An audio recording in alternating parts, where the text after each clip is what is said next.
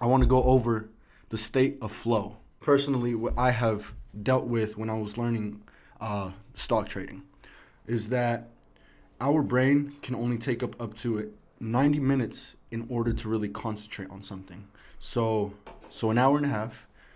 But in reality, that's the most that we can do without our brain over functioning.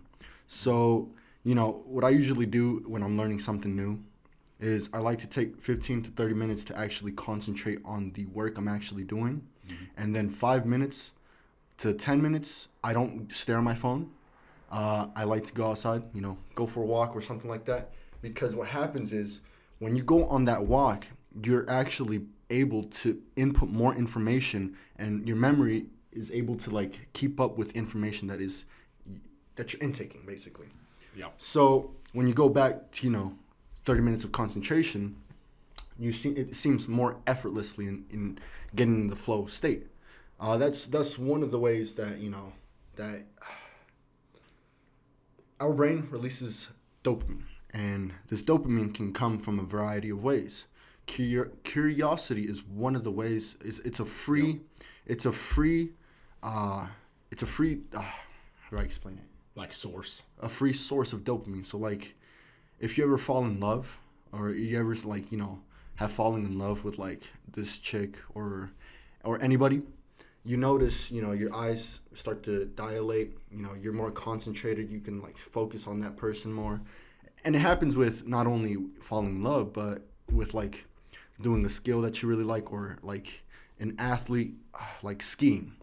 They're in the state of mind of like left, right. But if you get in the state of mind of watch out for the trees, all you're going to see is the trees.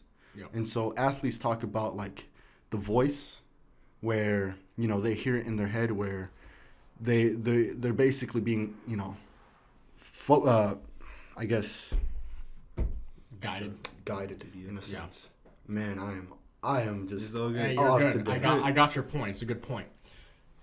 Yeah, it's just basically like getting into the zone is a very real thing. Mm-hmm. Yeah. It's not just like some stupid concentration gimmick that like people tell you. Getting into the zone is a very real thing. Like you said, you want it. I think 15 minutes is pushing it for the 5 minutes.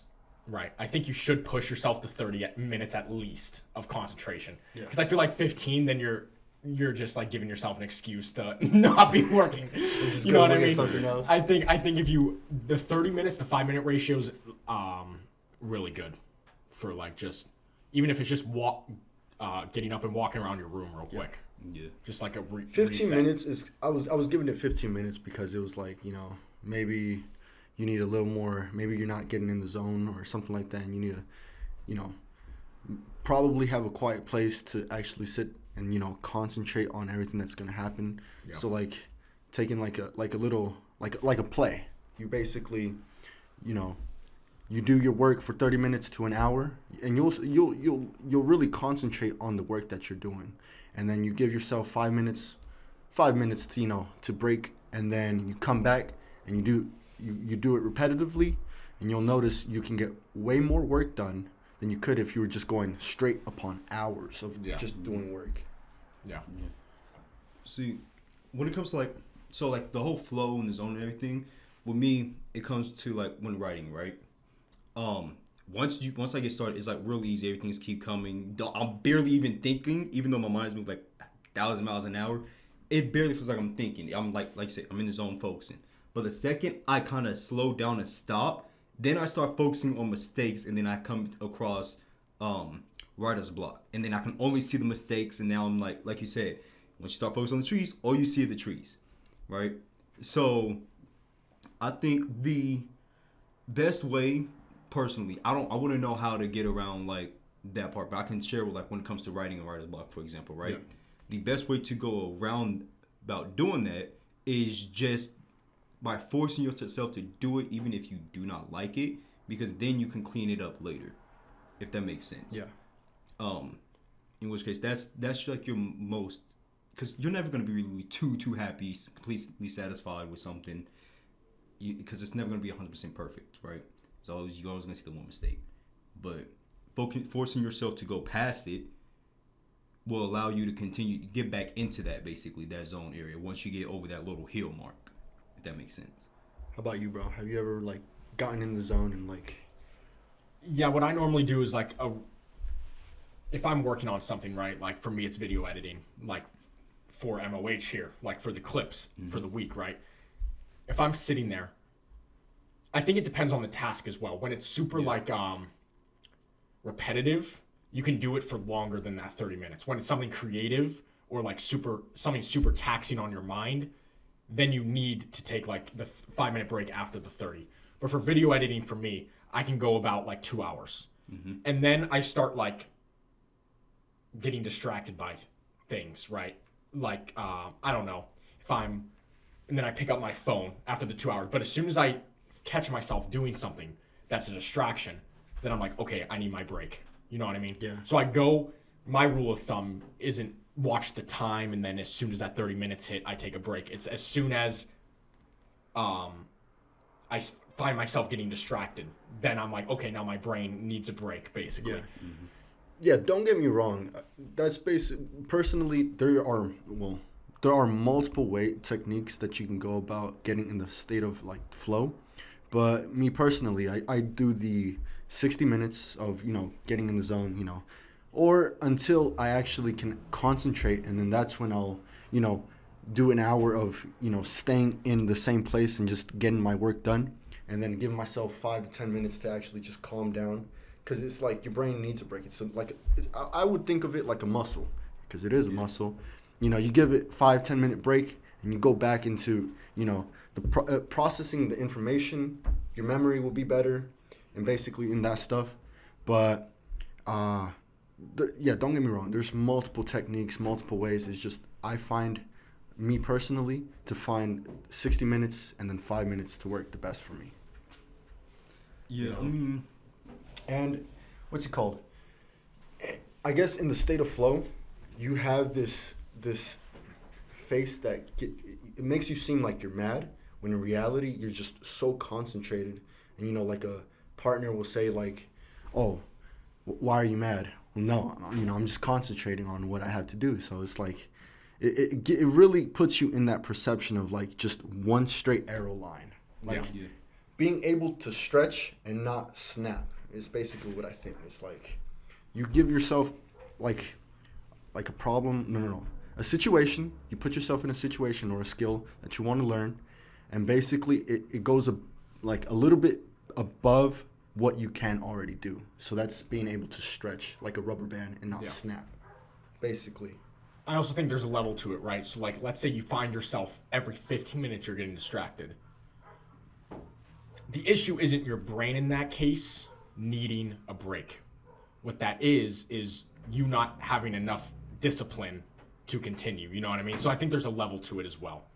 I think there's a little mix of, your brain needs a break, but also making sure you are actually working to your fullest potential and you're not just being lazy. Because I think some people just like, they almost use like, oh, I need breaks every 15 minutes. They use that as an excuse to not work as hard as they could. You know what I mean?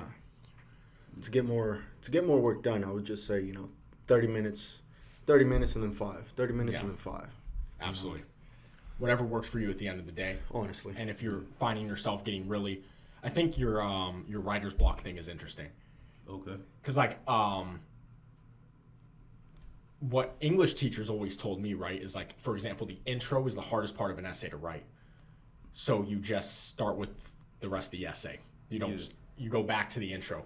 So like something with writer's block like that, what you said is interesting. It's like if you find yourself in a writer's block, you literally just skip to the part that you want to write about almost. And then you just connect it almost, rather than like, okay, how am I going to connect what's happening right now in my chapter to what's happening later? Let me just write what's happening later and then I'll connect it, because then I'll be out of the writer's block. Yeah. And so with that whole situation, right? As far as the beginning of it goes, right?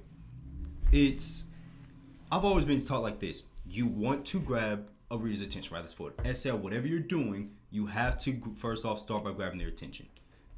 if somebody starts reading something and it is instantly boring the second you start reading it, I'm not gonna waste my time. I'm not gonna keep reading it because if this is what the beginning is like, it sets the tone for the rest of it, right? But when it comes to essays, things are slightly different. Like, the best way to do it if you if you don't really want to do it, right, and you want to still have something decently good without putting too much effort into it. First, you start off with what it's going to be about. Then you tell them what it's about, right? You told us it's going to be about, then you explain that whole part, and then the final one, you revise everything you just said. So it's literally the exact same thing, just being re-edited over and over again, right? Yeah. But when it comes to more of a creative side, for example, what I find I do a lot, right, is as I'm writing, there's times where I have to, for example, let's just say I'm writing something about a hot spring, right? Okay, I don't know about hot springs, never been to a hot spring. So what I do, open a new tab, go find something about a hot spring real quick. Doing that alone changes my mind for a second. It snaps me out of the mindset of writing, and it changes my whole focus for a moment to research what I need. And then when I get back to writing, I'm right back into writing the exact same zone. So I can write like 2 hours at a time, but if I need to research something for like 5 minutes, I can go right back into writing for 2 hours again, right? Yeah. But it's just about, like you said, like forcing yourself to go over and say, forget it. Just write something, put something down for now, get what you want to talk about, because in the end, you're going to have to revise, edit, and fix things anyways, right? Yeah. And if you stop, you're going to be stalling for God knows how long. You don't want to do that. Time is money here. You don't got all the time here. Yeah, you want to stay in the flow. You don't want to stop yourself. Like the writer's block is a wall. That's literally what it means. So like if you stop the flow rather than just trying to hop over it and just continue and then get back to it. Yep. That thing that you wanted to write down so badly may not be as good as you wanted it now because you've been stuck in this one position for so long. Weren't we talking about at one time where if you're stuck, if you were in your flow and you got stuck, changing the scene might be, weren't you talking about that? Where changing the scene of where you're sitting at, or if even just standing, can change your whole, how you go about, Exactly. Yeah, so maybe we can connect that to like the whole, because like that's the whole scene change thing that you're talking about. You get up and walk around a little bit, right? But then what you could do instead is what you can do is like if you're having issues, right? You're 15 minutes of work and then you can't find yourself working more than 15 minutes, then what you can do is just continue the work at a different location. Like, so if you're in your bedroom working for 15 minutes and you find yourself, you can't work longer than 15 minutes, like you need the mental break, then just go work out in your backyard and continue that work. Don't take a break, just continue the work from another location. I feel like that could be another way to just improve your discipline and making sure you continue working.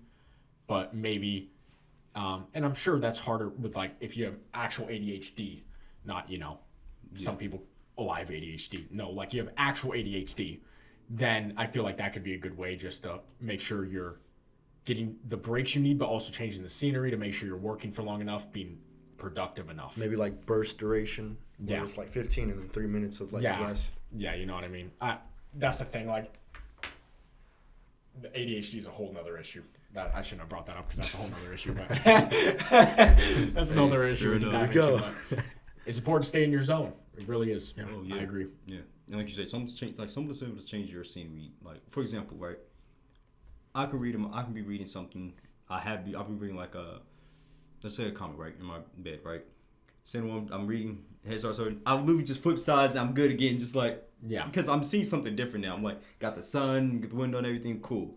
Flip sides again after a while, It's just about changing, like, keeping your mind active. It's like, for example, something as simple as we do on the show. Keeping the visual, like, snapping the camera angles and stuff like that.